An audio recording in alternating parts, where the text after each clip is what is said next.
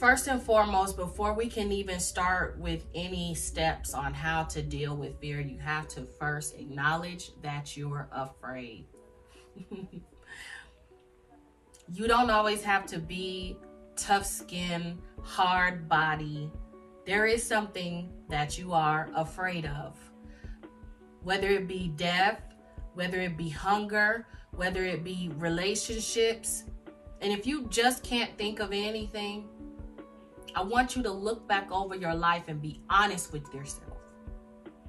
Look at some of the opportunities that you may have missed, some of the things that you may not have said. When you say yes instead of no, when you say no instead of yes, when you hold back certain conversations with people because you're afraid of the reaction. It's not that you don't like confrontation. It's that you're afraid that if you say something, it's going to ruin your relationship with this person. You know, a lot of people keep us in bondage and under control that way because they make you feel like if you do speak up, if you do speak any sort of truth, if you do try to point out anything that they do that makes you feel uncomfortable, then they're going to cut you off, or they're not going to associate themselves with you anymore, or they're not going to speak to you anymore just because you spoke up for yourself. That's a form of manipulation, and I need you to understand that you are a victim of it. If you continue to stay in a state of mind of being afraid,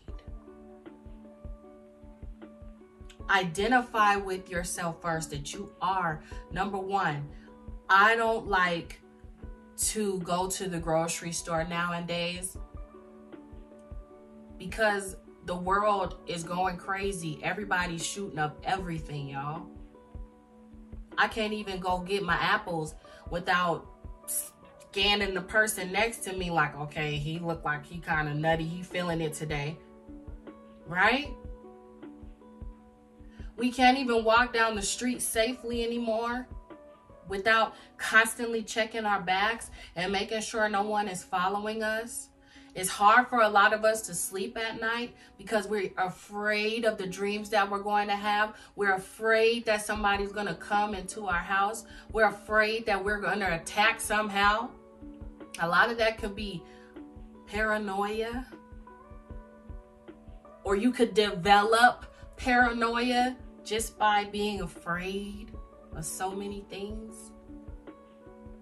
So right now, before we move forward, I want you to acknowledge the fact that you are afraid of some things.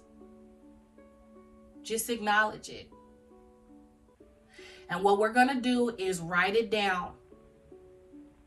You can use your phone or your notebook, and you're going to write out all of the things that you fear, because it's time to do some shadow work.